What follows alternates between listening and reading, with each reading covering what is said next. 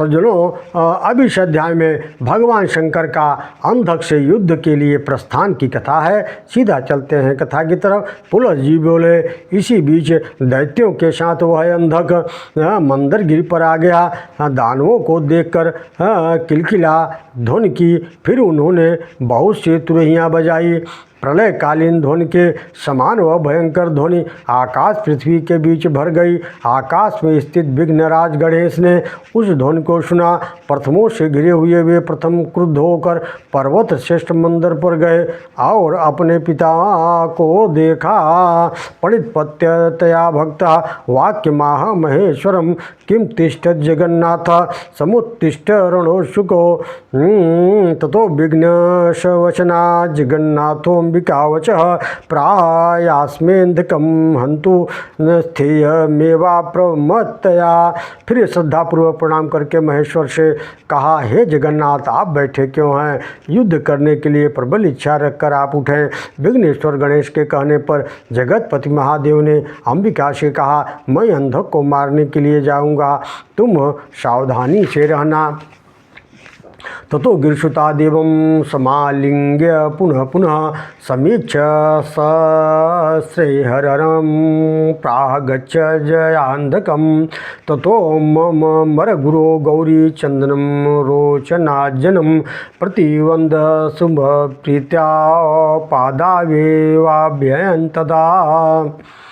उसके बाद पार्वती नंदन ने महादेव के देव को बार बार गले लगाकर प्रेम पूर्वक दृश्य से उन्हें देखकर मंगल वचन कहा, जाइए अंधक पर विजय प्राप्त कीजिए। उसके बाद गौरी ने देव श्रेष्ठ शंकर को चंदन रोचन अंजन लगाया एवं प्रसन्नता पूर्वक उनके चरणों की वंदना की। इसके बाद महादेव मालिंजया विजया विजय जयंती अपराजिता से कहा, तुम लोग सुरक्षित घर में सतर्कता से रहना और पार्वती को असावधानी से बचाना।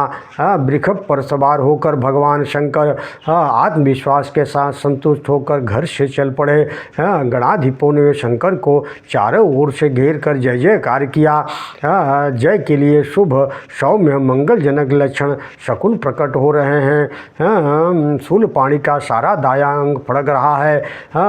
भूत भविष्य वर्तमान स्वरूप एवं व्यापक चंद्रमौली महादेव शंकर ने इस प्रकार लक्षणों को देखकर शैलादि नंदी से प्रसन्नता पूर्वक कहा। शंकर उवाच, नंदिन गणेश्वर, इस समय कल्याणकारी लक्षण दिखाई दे रहे हैं, इसलिए आज मेरी विजय होगी, किसी भी प्रकार की पराजय नहीं हो सकती। शंकर के वचन को सुनकर शैलादि ने उनसे कहा, महादेव, आप शत्रुओं को जीत लेंगे, इसमें संदेह ही कौन सा है। ऐसा कहकर नंदी महापशुपत के सहित रुद्रगणों को युद्ध करने के लिए आदेश दे दिया।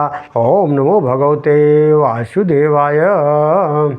फिर तो भांत भांत के शस्त्रों को धारण करने वाले वे वीर दानव सैन्य के पास पहुंचकर कुचल कर नष्ट करने लगे। वे गणेश्वर के बलशाली प्रथमेशों द्वारा मारे जा रहे। वे दैत्य दानवगण भी हाथ में कूट मुदगर लेकर प्रथमों को मारने लगे। उसके बाद युद्ध देखने की लालसा से इंद्र, विष्णु, सूर्य, अग्नि आदि देवगण आकाश में एकत्र हो गए और धुंधुमियों की ध्वनि आकाश में गूंजने लगी। देवताओं को देखते देखते क्रुद्ध होकर महापाशुपत आदिगण दानव सेना को विध्वंस करने लगे। गणेश्वर चतुरंग बलम दृष्ट्वा हन्यमानं गणेश्वर क्रोधान्वितुंडस्तु वेगनाभिसार। गणेश्वर द्वारा चतुरंगणी रथ, हाथी, घोड़े, पैदल 4 अंगों वाली सेना को मारी जाती हुई देख करके क्रुद्ध होकर तुहुंड तेजी से आगे बढ़ा और परिघ को घुमाते हुए युद्ध में गणों को मारने लगा। महाबलशाली दुष्टात्मा दैत्य ने गणपति को समान आते देखकर कुंभ स्थल में परिध का वार कर दिया।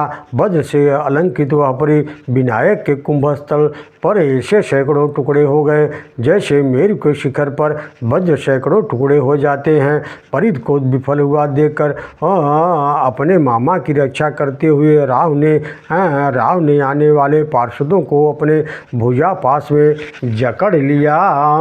घटोदर ने गदा से तथा राक्षसों गणों के अधिपति सुकेशी ने तलवार से वार किया। उन चारों द्वारा प्रहार किए जाने पर राव ने गणाधिपति को छोड़ दिया। छूटते ही उन्होंने फरसे से तुहुंड के मस्तक को काट दिया।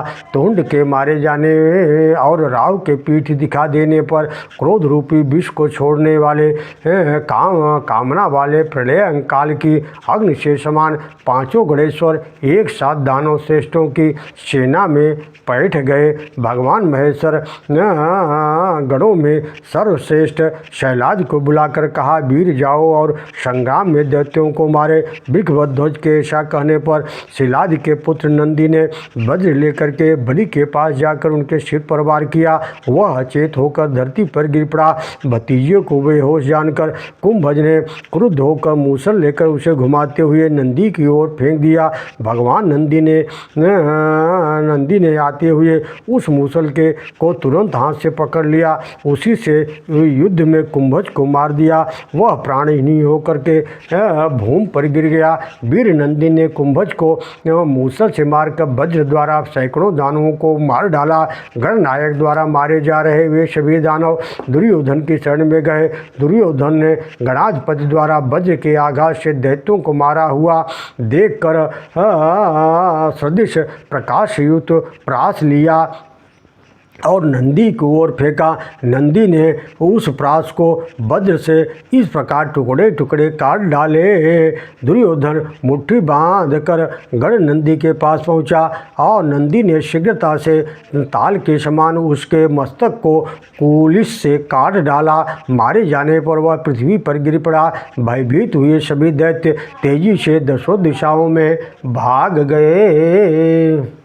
वे गणेश्वर सांबर को देखकर शीघ्र ही उसके पास पहुँचे। सांबर ने पाश को घुमाया, उन पर चलाया। शंकर के चार पुत्रों ने पाश पर वार किया। इससे वह पाश आकाश से भूमि पर गिरकर नष्ट हो गया। पासे निराशता साते सांबर कातरे क्षणा दिशो दधे भेजे देवर्षे कुमार शन्मर्यदद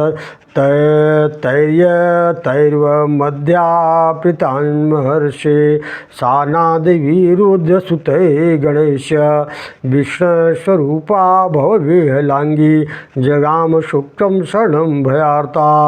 पास के नष्ट हो जाने से पर भयभीत होकर सांबर इधर उधर दिशाओं में भाग गया और कुमार सेना को रोधने लगा। हे महर्षि नारद, उन रुद्र पुत्रों एवं गणों द्वारा मारी जा रही वह दानवी सेना दुखी एवं भय से व्याकुल होकर शुक्र की शरण में चली गई। ओम नमो दिव्य महादिव्य शिवाय सत्यम नमः।